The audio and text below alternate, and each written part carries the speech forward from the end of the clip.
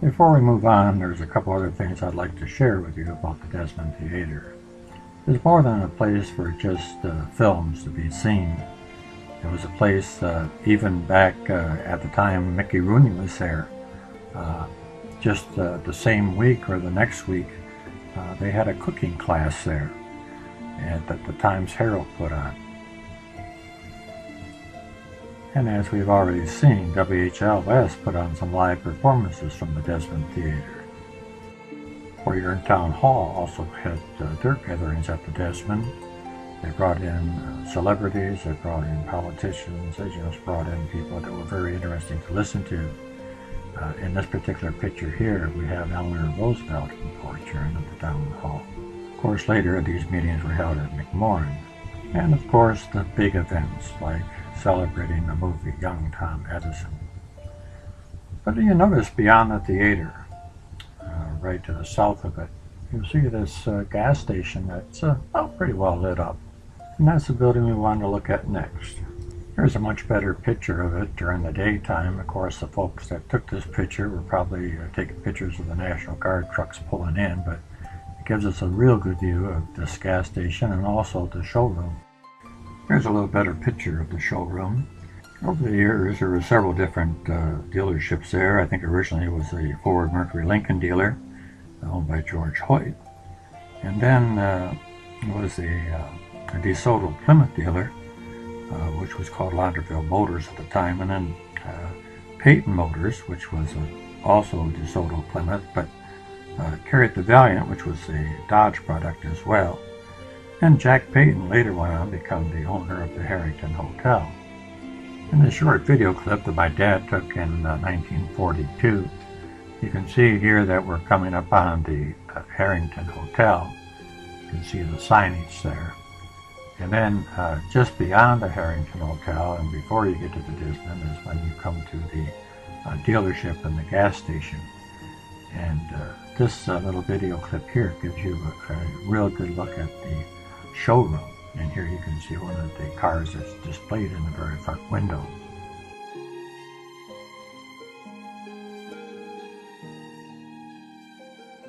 And here we see the service station. And we can also see by this sign that it's a Plymouth Chrysler dealer. And now we get a pretty good look at the Desmond Theater. And we see that Tobacco Road is playing there. Eventually, the facility of the showroom and the gas station burned to the ground. Doesn't look like anything was ever rebuilt there. It's still empty. Moving south, we come across the Harrington Inn, which is now an assisted living facility. But for those of you in my generation, we remember it as the Harrington Hotel. Certainly the jewel of Fort Huron and St. Clair County when it comes to hotels. We're very fortunate to be able to have a building such as this where the exterior is almost the same as it was 100 years ago. So many of us go past an historical building without really appreciating the architecture of the building and looking close at it. So let's just take a moment to do that. As we look along the roof line, we see that both sides of the hotel that we can see has rectangles along the roof line. But the turret or the tower has circular a pattern on the tower. And then below that is just the opposite on each side. Below the rectangles on the left side you have the circular pattern. And then on the tower you have the rectangles below the window. As we go down the tower you can see that there's 5 floors to this building, as well as a basement. Notice the decorative railing going around to the entrance of the basement. This is where the barbershop used to be in the Harrington Hotel.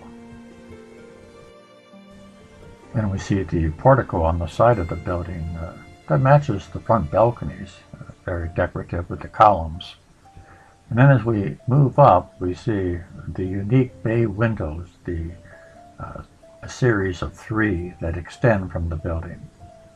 And I imagine if you were sitting in that bay window area there, you'd be able to see the St. Clair River. And as we move to the north side of the building, notice on the fourth floor you have the circular tops on the windows, a much bigger window with a rectangle window inside and a little pane on each side of it.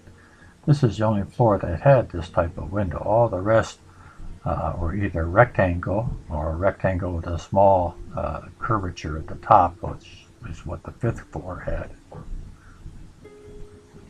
And then as we go down, we come to the grand entrance of the Harrington Hotel with the beautiful balconies and the column and the railings. It was quite impressive and still is quite impressive.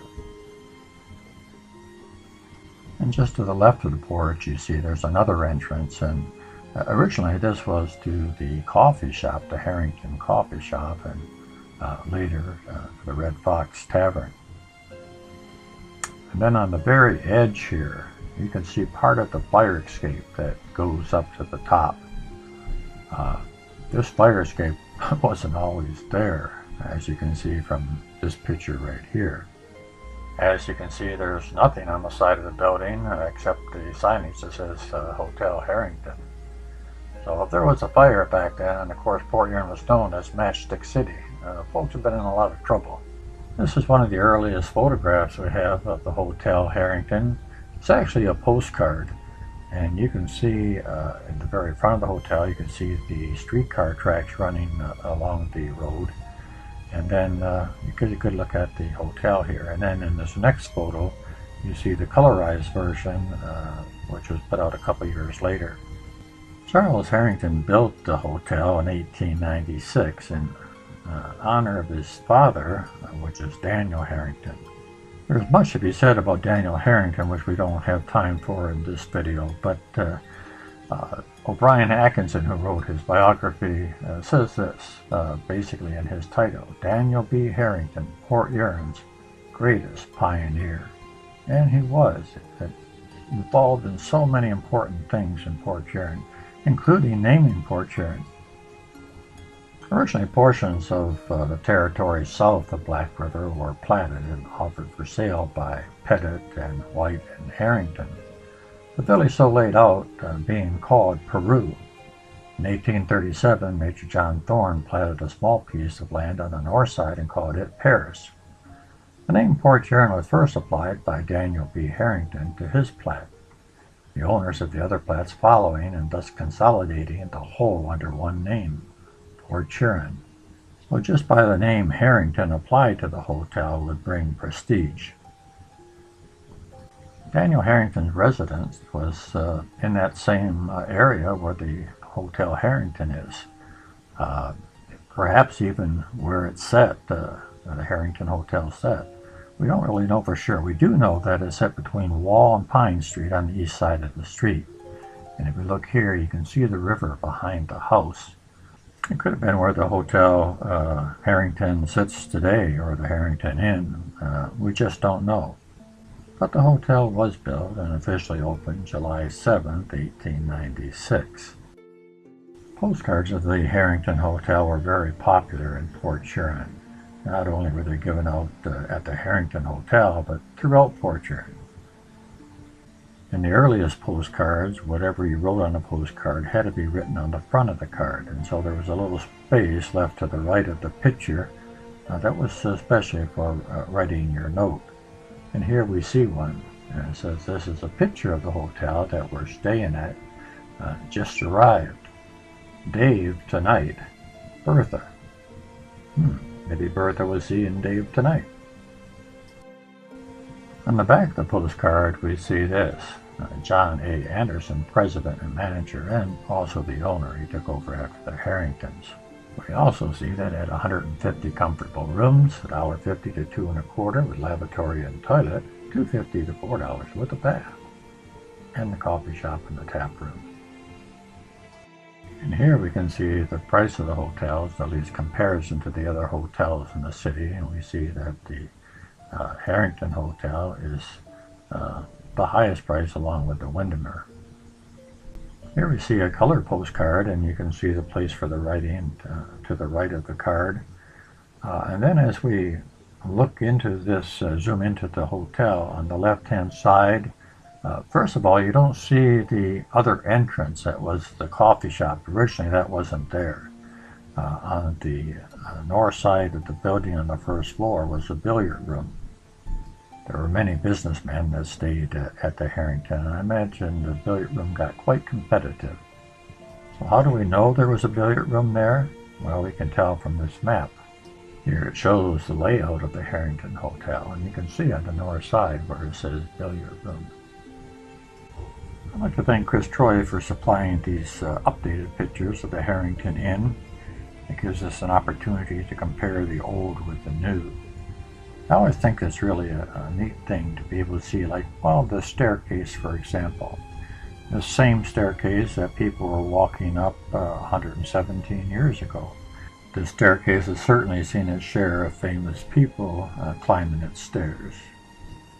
Also notice that the columns today is a very light color, a very light pinkish color. And when you look at this photograph here, they look much darker.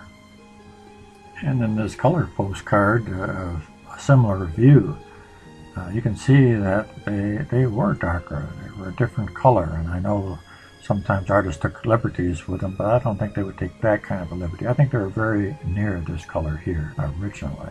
Also in this current photo, you can see that the front desk is straight ahead of the main entrance through this large arch that you see these folks near.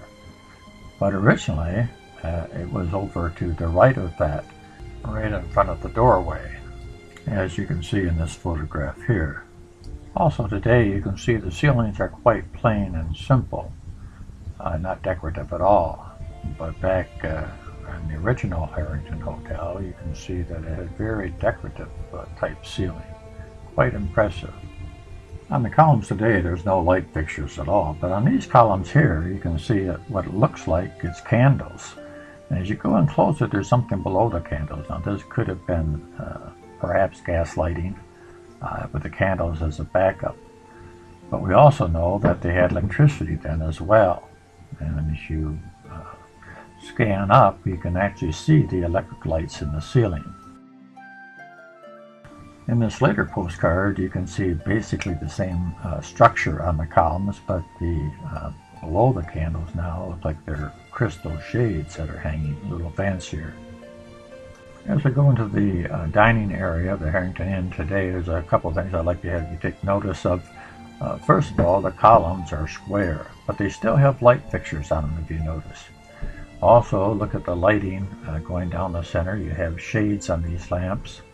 And the ceiling looks decorative, but it's just things hanging from the ceiling. It isn't actually a decorative ceiling. As we go to the far end, we can see the window treatment and the curvature at the top of the windows. And the focal point is very similar to what it was back years ago.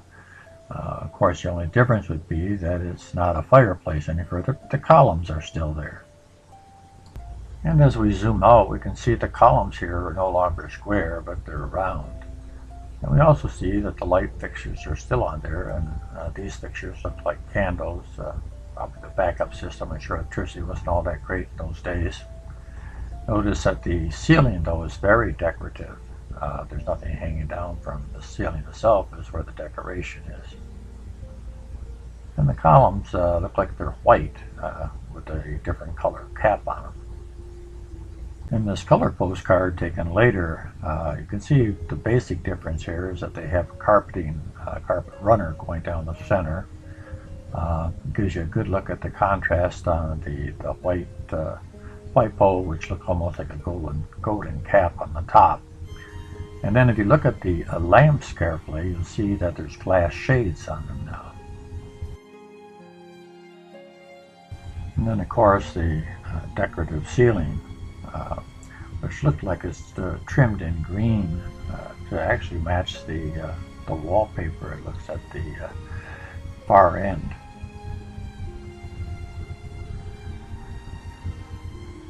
And of course the greenery gives it a nice effect as well. Very pleasant place to have dinner, I'm sure. Well, we have much more in the Harrington Hotel, but we'll just have to wait for the next video.